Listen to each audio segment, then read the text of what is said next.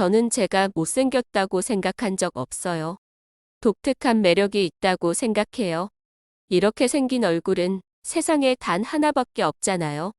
주로 외모와 관련된 역할을 자주 맡았던 박지선은 자존감이 높은 인물이었습니다. 피부 질환으로 분장을 하지 못해 더 웃길 수 없다는 것에 슬픔을 느꼈던 진정한 개그우먼 박지선은 2020년 11월 2일 36세라는 젊은 나이에 자택에서 모친과 함께 이미 숨이 멎은 채 발견됐습니다. 늘 긍정적인 영향력을 미치던 인물이었기에 동료 연예인들을 물론 대중들도 그녀의 선택에 큰 충격을 받았습니다. 친구들은 물론 여전히 많은 이들이 그리워하는 박지선은 생전 웃음과 긍정을 전하는 인물이었습니다. 그런 그녀가 왜 그러한 선택을 했던 것인지 개그우먼 박지선을 떠올려보는 시간을 가져보겠습니다.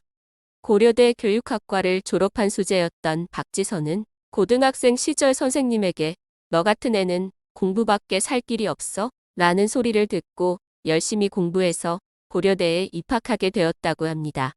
교사가 되기 위해 임용고시를 준비할 무렵 자기가 가장 행복했던 게 언제였지? 라는 생각을 하게 되었습니다. 그러다 학창시절 반에서 자기 친구들 3, 4명 모아놓고 웃겼을 때가 가장 행복했다고 떠올리게 되었고 코미디언의 길을 걷게 됩니다. 고인은 개그 코너에서 대부분 외모와 관련된 역할을 자주 맡았습니다. 할머니 연기, 억척스러운 아줌마, 뻔뻔한 여자 등 연기 폭이 넓었던 희극인으로 꼽혔습니다. 누군가는 그녀의 외모를 우롱했지만 늘 자신의 외모가 좋다고 이야기했던 인물이었습니다. 저는 제가 못생겼다고 생각한 적 없어요. 독특한 매력이 있다고 생각해요. 이렇게 생긴 얼굴은 세상에 단 하나밖에 없잖아요. 20대 여성이 화장을 못해서 더 슬픔을 느끼기보다는 20대 개그맨이 분장을 못해서 더 웃길 수 없다는 것에 슬픔을 느끼는 진정한 개그맨이 되도록 노력하겠습니다. 나는 신부 화장보다 바보 분장하고 싶다. 성형에 대해서도 소신 있는 발언을 했죠.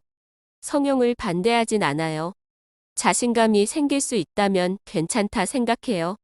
저는 제 얼굴 사랑해서 날 사랑해줄 수 있는 집단을 찾아간 것 같아요. 잇몸 교정도 안 하고 어떤 시술도 하지 않을 겁니다. 모든 사람은 다른 사람에게 사랑받길 원하잖아요. 나 자신조차 나를 사랑하지 않으면 누가 날 사랑해 주겠어요? 여러분도 그러셨으면 좋겠어요. 이렇게 많은 이들의 자존감을 높이는 늘 긍정적인 발언을 했던 인물이었습니다. 하지만 2020년 11월 2일 많은 이들을 슬프게 했던 비보가 전해집니다. 박지선과 모친이 전화를 받지 않는 것을 부친이 이상하게 여겨 경찰에 신고하였고 출동한 경찰과 함께 집에 들어가 보니 두 모녀가 숨져 있었다고 합니다. 경찰은 정확한 사인에 대해 조사에 착수했으나 유족의 뜻에 따라 부검은 하지 않는 것으로 전해졌습니다. 경찰은 외부인의 침입 흔적은 없다고 발표했으며 현장에서 박지선 모친의 유서성 메모를 발견했다고 합니다. 노트 한 장 분량의 메모며 내용은 유족 뜻에 따라 공개하지 않기로 결정했습니다. 하지만 한 언론사에서 단독이라는 헤드라인으로 일방적으로 유서 내용의 일부를 공개했습니다. 보도윤리 준칙에도 어긋나는 일이었고 비공개를 원한 고인과 유족에 대한 최소한의 예의조차 지키지 않았다는 비판을 크게 들었습니다. 결과적으로 기사에 나온 내용들은 대부분 추측이었고 그 근거가 고인이 생전에 해당 언론사와 인터뷰한 내용의 일부일 뿐이었던 것으로 밝혀졌습니다. 떠나기 2달 전 박지선은 수술을 하기로 결정을 했다. 작은 수술이기 때문에 걱정 안 하셔도 된다. 11월은 회복에 전념하겠다라고 기자와 통화를 했다고 합니다. 사후 재조명된 기사들을 보면 고2 때 여드름 진단을 받고 여드름 때문에 공부할 시간을 허비하고 싶지 않다는 이유로 피부를 벗겨내는 일명 박비 시술을 받았다고 합니다. 하지만 잘못된 진단으로 큰 부작용에 시달려야 했고 떠나기 얼마 전에는 다른 질환을 치료하다 피부 문제가 악화돼 방송용 조명조차 견디기 어려워했다는 이야기가 떠난 후 전해졌습니다.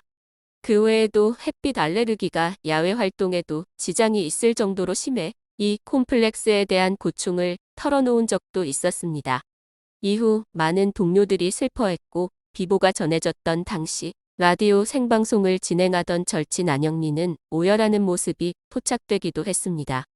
그녀가 떠나기 한 달 전이었던 10월경 배우 서강준과의 토크쇼에서 SNS에 첫눈이 오는 날 꼭 셀카를 남겨달라고 약속을 한 적이 있었습니다.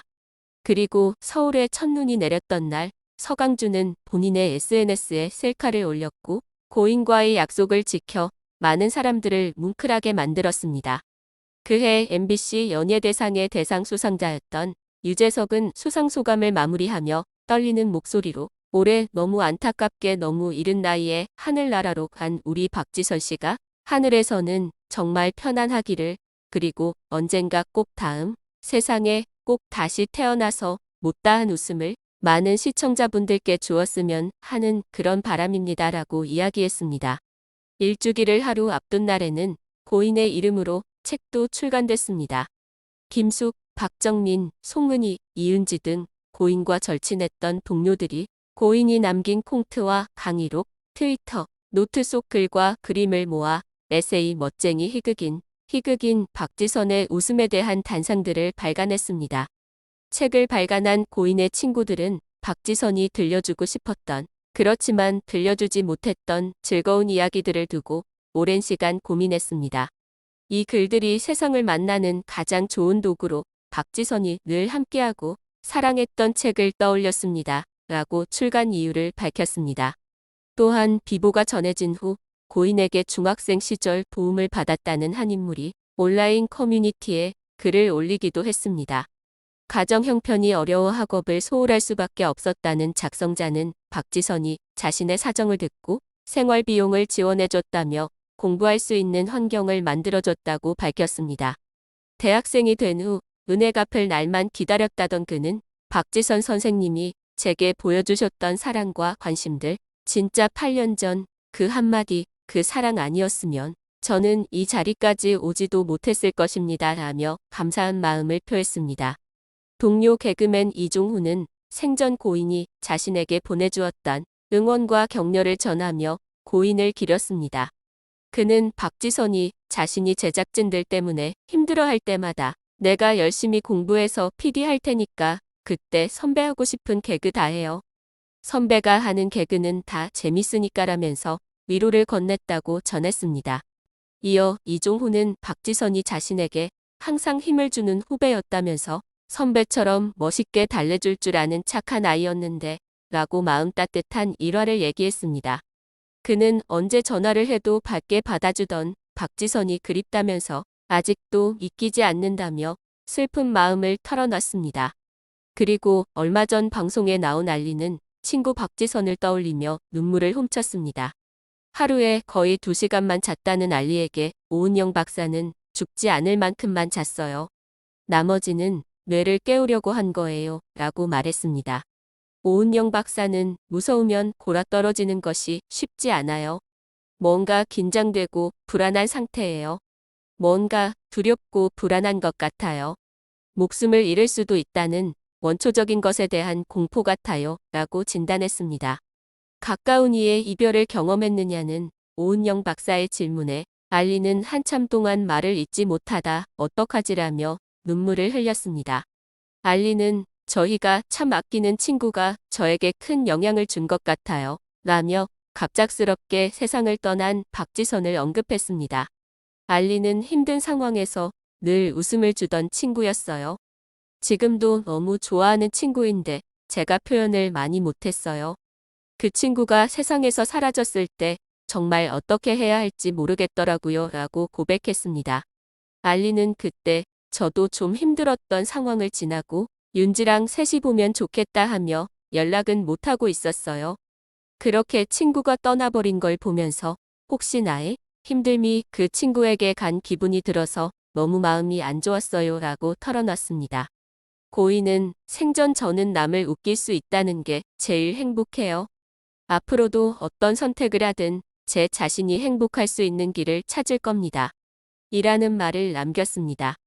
겉으로는 밝은 모습이었지만 홀로 아픔을 견뎌내야 했던 그녀가 부디 더 이상 아픔 없는 그곳에서 편히 쉬시길 바라겠습니다.